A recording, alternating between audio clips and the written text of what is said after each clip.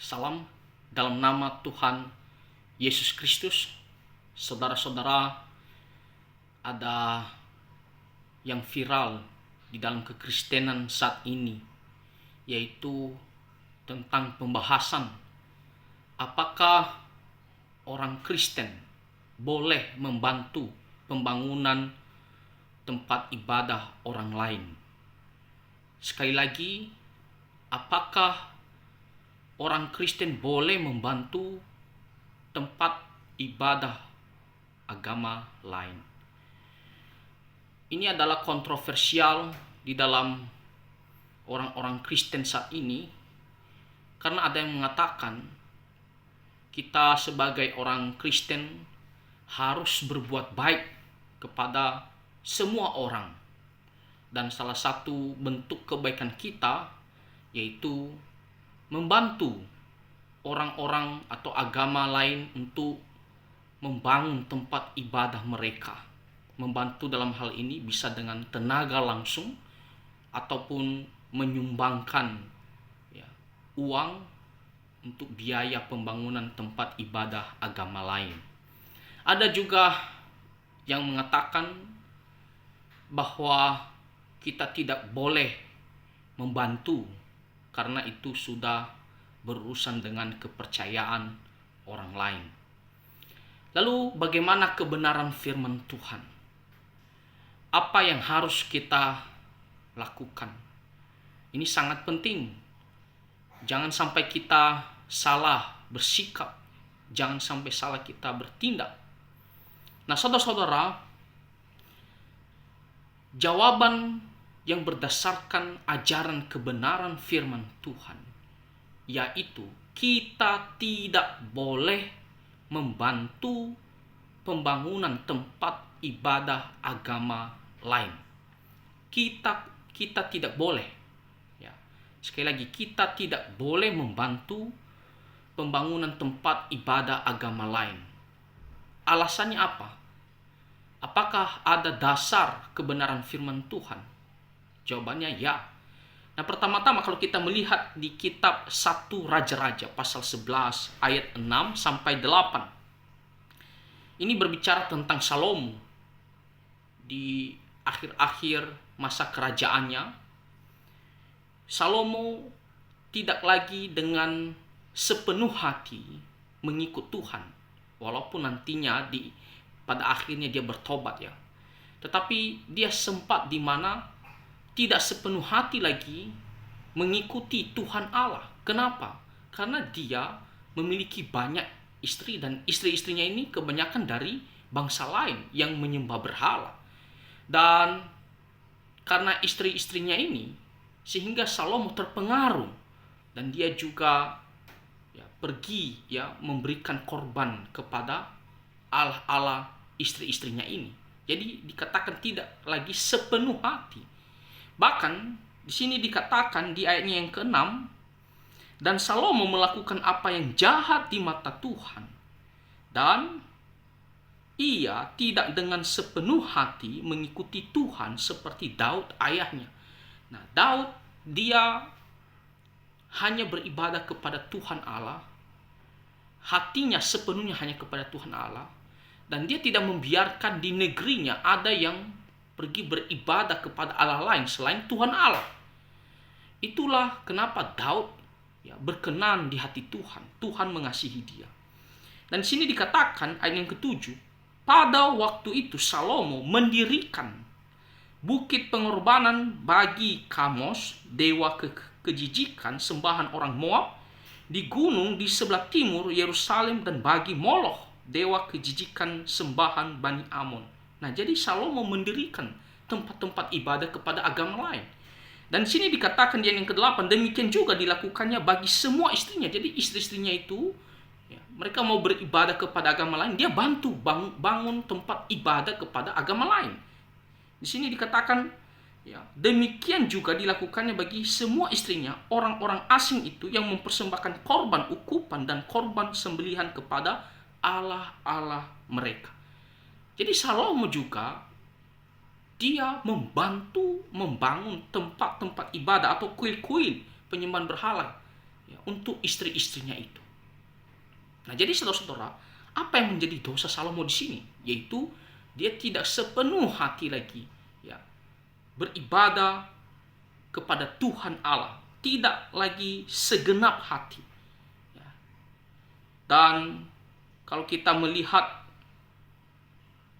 dia juga membantu pembangunan tempat-tempat ibadah untuk istri-istrinya ini. Tempat-tempat ibadah kepada agama lain, kepada dewa-dewa lain. Jadi di sini dikatakan apa yang dilakukan Salomo ini adalah hal yang jahat di mata Tuhan. Ya, sekali lagi di sini dikatakan hal yang jahat di mata Tuhan. Nah, dasar Alkitab yang kedua, kalau kita melihat di kitab 2 Korintus pasal 6 ayatnya yang ke-14 ya. 2 Korintus pasal 6 ayat 14. Di sini dikatakan, janganlah kamu merupakan pasangan yang tidak seimbang dengan orang-orang yang tak percaya. Sebab persamaan apakah terdapat antara kebenaran dan kedurhakaan? Atau bagaimanakah terang dapat bersatu dengan gelap? Nah, lihat di sini kata sebab persamaan apakah terdapat antara kebenaran dan kedurhakaan. Persamaan di sini, kata persamaan dalam bahasa KJV-nya, bahasa Inggris versi KJV, di situ ditulis fellowship. Ya. Kata persamaan di sini dalam bahasa Inggrisnya, dalam versi KJV, di situ ditulis fellowship. Fellowship maksudnya apa? Persekutuan. Persekutuan artinya apa? Memiliki ikatan, ya, memiliki ikatan dengan tujuan yang sama, atau dengan bahasa sederhananya adalah bekerja sama, ya, saling mengambil bagian. Ya. Makanya di sini dikatakan ikatan, ya, yang memiliki tujuan yang sama. Nah, jadi orang Kristen dilarang, janganlah kamu memiliki persekutuan ya, dengan orang-orang yang tidak percaya. Nah, tentunya ini bukan berbicara tentang ya kegiatan organisasi sosial, misalnya lomba memperingati ya kemerdekaan Indonesia, lalu kita membentuk satu tim main volley, lalu kita bagian ya satu tim dengan orang-orang yang tidak percaya. Bukan itu yang dibicarakan di sini. Ini berbicara tentang kepercayaan. Makanya di kalimat sebelumnya di sini dikatakan, janganlah kamu merupakan pasangan yang tidak seimbang dengan orang-orang yang tak percaya. Ini berbicara tentang penyembahan, iman. Ya. Jadi kalau masalah organisasi atau kehidupan sosial lainnya itu tidak masalah. Karena memang kita hidup di dunia ini, misalnya dalam perusahaan, kita bekerja di perusahaan. Ya, dalam perusahaan kadang-kadang kita satu tim dengan orang-orang yang tidak percaya, itu tidak masalah. Ya. Tetapi kalau berhubungan dengan kepercayaan iman ataupun penyembahan, tidak boleh kita bekerja sama. Misalnya, kita saling membantu ya untuk pembangunan tempat ibadah. Atau saling kita melakukan ibadah bersama-sama, berdoa bersama-sama. Tidak boleh, karena itu sudah beda. Makanya di sini dikatakan jangan ada fellowship. Ya. Nah, jadi kalau kita membantu pembangunan tempat ibadah agama orang lain, walaupun kita mengatakan, tapi saya tidak percaya apa yang mereka lakukan. Saya hanya membantu tempat ibadah agama lain. Itu sama saja secara tidak langsung kita juga sudah ya memiliki persekutuan dengan mereka untuk penyembahan mereka kepada Allah lain yang kita tahu itu bukan Allah yang benar. Kita telah mendukung mereka. Kita telah mengambil bagian untuk kegiatan penyembahan atau kegiatan ibadah mereka, itu membangun tempat ibadah. Itu adalah bagian ya, kita sudah mendapatkan persekutuan dengan mereka. Nah, jadi saudara-saudara, kita tidak boleh membantu pembangunan tempat ibadah agama lain. Nah, ada yang mengatakan, tapi kan kita tahu ada yang namanya common grace atau anugerah umum. Dan ada juga yang namanya the special grace atau anugerah khusus. Nah, kalau kita melihat anugerah umum, Tuhan berbuat baik kepada semua orang. Dia memberikan hujan dan matahari kepada semua orang. Maka oleh karena itu kita orang Kristen juga harus belajar seperti demikian, harus berbuat baik kepada semua orang. Nah, saudara-saudara, untuk alasan ini tidak bisa dibenarkan. Kalau kita mengatakan Tuhan itu baik kepada semua orang, dia memberikan hujan dan matahari, ya, maka kita juga boleh ya membantu pembangunan tempat ibadah agama lain sebagai ya, kasih ya secara umum.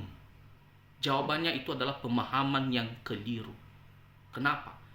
Tuhan memberikan matahari dan hujan kepada semua orang, berbuat baik kepada semua orang. Tetapi Tuhan tidak pernah melakukan sesuatu untuk mendukung penyembahan orang-orang terhadap Allah lain. Tidak pernah. Cari di dalam Alkitab. Ketika berurusan dengan ya, kepercayaan ataupun penyembahan, Tuhan benci terhadap mereka semuanya ini. Tuhan tidak melakukan sesuatu ya kalian berkembang biaklah ya, kalian didukung ya. Tidak pernah. Karena ini urusannya adalah penyembahan kepada Tuhan Allah. Cari di dalam Alkitab. Jadi hujan dan matahari itu tidak berbicara tentang penyembahan kepada Allah lain. Tidak berbicara dengan itu. Ya. Dan anugerah umum ini tidak bertentangan dengan poin yang kedua, yaitu anugerah khusus. Kalau masalah penyembahan ataupun ya kepercayaan, itulah nanti berbicara kepada anugerah khusus. Anugerah khusus yaitu Tuhan memberikan anugerah keselamatan hanya kepada orang-orang tertentu. Supaya mereka bisa diampuni, bisa diselamatkan, bisa beribadah kepada Tuhan Allah yang benar. Ini adalah anugerah khusus. Jadi ketika berbicara tentang common grace atau anugerah umum yang pertama, poin yang pertama, itu tidak ada hubungannya dengan ya penyembahan kepada Tuhan Allah. Tapi ketika berbicara tentang penyembahan, itulah nanti di anugerah khusus. Ya. Nah, jadi saudara-saudara, kita tidak boleh memakai alasan anugerah umum.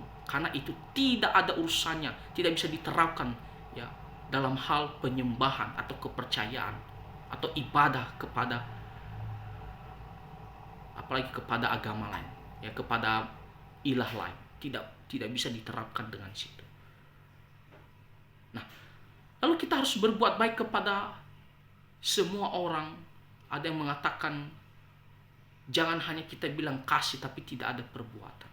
Saudara-saudara, sekali lagi kita boleh berbuat baik kepada semua orang dalam hal sosial yang lainnya. Misalnya ada orang sakit, kita bantu. Ya. Tapi ketika berbicara tentang penyembahan, itu tidak boleh. Itu namanya bersekutu dengan mereka. Itu namanya mengkompromikan iman kita. Seolah-olah kita mendukung apa yang mereka lakukan itu adalah benar. Padahal itu kita tahu itu salah. Ya. Karena itu kita berhubungan langsung kepada Tuhan Allah. Lalu ada yang mengatakan kita harus toleransi beragama. Toleransi beragama, saudara-saudara, begini pemahaman. Toleransi beragama berarti kita tidak boleh mengganggu ataupun membuat kekacauan ataupun membuat keributan kepada agama lain. Tidak boleh. Biarkan mereka melakukan ibadah mereka. Tidak boleh kita kacaukan ataupun ganggu. Tetapi juga tidak boleh kita mengambil bagian untuk mendukung ya, kepercayaan mereka atau ibadah mereka. Kita tidak boleh membantu ya, pembangunan tempat ibadah mereka. Tidak boleh juga. Jadi, biarkan mereka beribadah sesuai dengan kepercayaan mereka. Jangan ganggu. Jangan buat kekacauan. Itu salah. Tetapi jangan juga kita pergi mengambil bagian kita bersekutu bersama-sama, berdoa bersama-sama, ya, ataupun mendukung ya tempat ibadah mereka. Tidak boleh juga. Sekali lagi tidak boleh juga. Nah, itulah yang namanya toleransi beragama. Satu sisi ya, kita membiarkan agama lain, persilakan. Sehingga mereka beribadah ya sesuai dengan apa yang mereka ya, yakini. Kita persilakan, jangan membuat keributan. Tapi satu sisi kita pertahankan iman kita, jangan kita kompromikan. Ya. Jangan seolah kita mendukung apa yang mereka lakukan. Jangan membantu pembangunan tempat ibadah agama lain. Nah, jadi saudara-saudara, apa yang menjadi kesimpulan? Yaitu orang Kristen boleh berbuat baik kepada semua orang, asalkan itu tidak berhubungan dalam hal penyembahan kepada Tuhan Allah, iman, kepercayaan kepada Tuhan Allah. Apakah itu kita berdoa bersama-sama dengan mereka, atau kita membantu ya pembangunan tempat ibadah mereka kepada Allah lain, itu tidak boleh. Karena ini urusannya adalah penyembahan kepada Tuhan Allah. Kita tidak boleh kompromikan iman kita. Nah, jadi kita harus berdoa supaya Tuhan menolong kita mengerti hal ini, dan kita bisa terus hidup sesuai dengan apa yang Tuhan mau sebagai orang-orang yang telah dipilihnya. Tuhan Yesus memberkati kita semua. Amin.